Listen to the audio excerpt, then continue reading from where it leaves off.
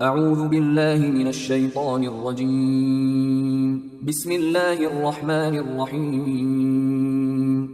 سورہ مومن آیات نمبر 34 تا 44۔ اس سے پچھلی آیات میں فرعون کے خاندان کے ایک شخص کی جو موسیٰ علیہ السلام پر ایمان لے آیا تھا تقریر بیان کی گئی تھی۔ یہاں اس تقریر کا بقیہ حصہ بیان کیا گیا ہے۔ اعوذ باللہ من الشیطان الرجیم۔ وَلَقَدْ جَاءَكُمْ يُوسُفُ مِن قَبْلُ بِالْبَيِّنَاتِ فَمَا زِلْتُمْ فِي شَكٍّ مِّمَّا جَاءَكُمْ بِهِ۔ اور اس سے پہلے یوسف تمہارے پاس روشن نشانیاں لے کر آئے تھے، لیکن تم ان کی لائی ہوئی نشانیوں کے بارے میں ہمیشہ شک میں ہی مبتلا رہے۔ حَتَّى إِذَا هَلَكَ قُلْتُمْ لَن يَبْعَثَ اللَّهُ مِن بَعْدِهِ رَسُولًا۔ یہاں تک کہ جب وہ اس دنیا سے رخصت ہو گئے تو تم کہنے لگے کہ اب اس کے بعد اللہ کوئی رسول نہیں بھیجے گا۔ كَذَلِكَ يُضِلُّ اللَّهُ مَنْ هُوَ مُسْرِفٌ مُرْتَابٌ۔ اللہ اسی طرح ان لوگوں کو گمراہی میں ڈال دیتا ہے جو حد سے گزرنے والے اور شکوک و شبہات میں رہنے والے ہیں۔ الذين يجادلون في آيات الله بغير سلطان أتاهم۔ ایسے لوگ جو اللہ کی آیات کے بارے میں جھگڑتے رہتے ہیں جبکہ ان کے پاس کوئی سند بھی نہ آئی ہو۔ كبر مقتا عند الله وعند الذين آمنوا۔ ان کا یہ رویہ اللہ اور اہل ایمان کے نزدیک بہت ہی ناپسندیدہ ہے۔ كذلك يطبع الله على كل قلب متكبر جبار۔ اللہ اسی طرح ہر متکبر اور سرکش شخص کے دل پر مہر لگا دیتا ہے۔ وقال فرعون يا هامان ابن لي صرحا لعلي أبلغ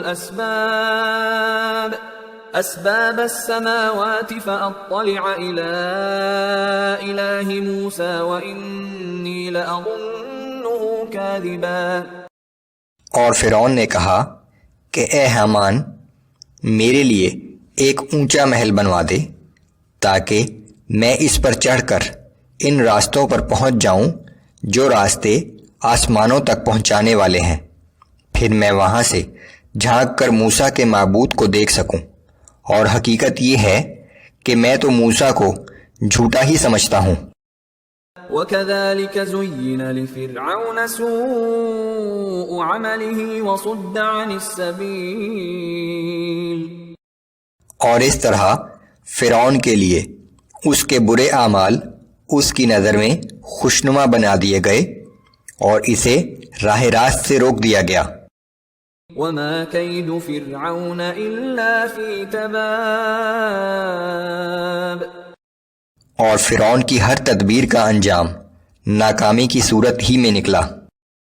وَقَالَ الَّذِي آمَنَ يَا قَوْمِ اتَّبِعُونِ أَهْدِكُمْ سَبِيلَ الرَّشَادِ۔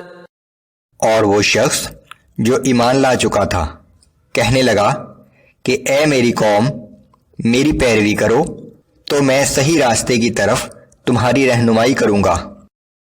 یا قوم انما هذه الحیاة الدنیا متاع وان الآخرة هي دار القرار۔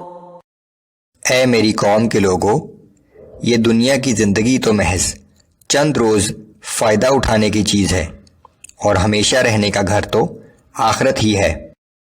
من عمل سیئة فلا یجزا الا مثلها۔ جو شخص کسی برائی کا مرتکب ہوگا تو اسے صرف اسی برائی کے برابر سزا دی جائے گی۔ ومن عمل صالحا من ذکر او انثى وهو مؤمن فأولئك يدخلون الجنة يرزقون فيها بغير حساب. اور جو شخص نیک اعمال کرے گا، خواہ مرد ہو یا عورت، بشرطے کہ مومن ہو، تو ایسے لوگ جنت میں داخل ہوں گے جہاں انہیں بے حد و حساب رزق دیا جائے گا۔ وَيَا قَوْمِ مَا لِي أَدْعُوكُمْ إِلَى النَّجَاةِ وَتَدْعُونَنِي إِلَى النَّارِ. اے میری قوم کے لوگوں، تمہارا بھی عجیب حال ہے کہ میں تو تمہیں نجات کی طرف بلاتا ہوں اور تم مجھے جہنم کی آگ کی طرف دعوت دے رہے ہو۔ تدعونني لأكفر بالله وأشرك به ما ليس لي به علم وأنا أدعوكم إلى العزيز الغفار.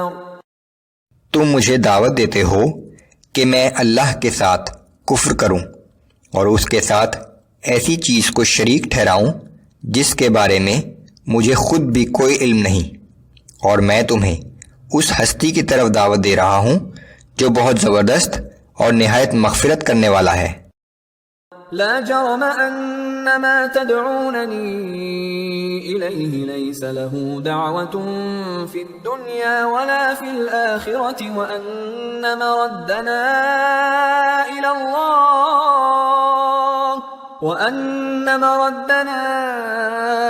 إلى الله وأن المسرفين هم أصحاب النار. یہ بات یقینی ہے کہ جس چیز کی طرف تم مجھے بلاتے ہو وہ نہ تو دنیا ہی میں پکارے جانے کے قابل ہے اور نہ آخرت میں، اور ہم سب کو بالآخر اللہ ہی کی طرف واپس لوٹنا ہے، اور جو لوگ حد سے تجاوز کرتے ہیں وہی اہل جہنم ہیں۔ جن بتوں کی پرستش کی دعوت تم مجھے دے رہے ہو، نہ دنیا میں انہیں پکارنے کا کوئی فائدہ ہے اور نہ آخرت میں۔ فستذكرون ما أقول لكم وأفوض أمري إلى الله إن الله بصير بالعباد. آج میں جو کچھ کہہ رہا ہوں ان قریب تم اسے یاد کرو گے، اور میں تو اپنا معاملہ اللہ کے سپرد کرتا ہوں، بلا شبہ اللہ اپنے بندوں کا نگہبان ہے۔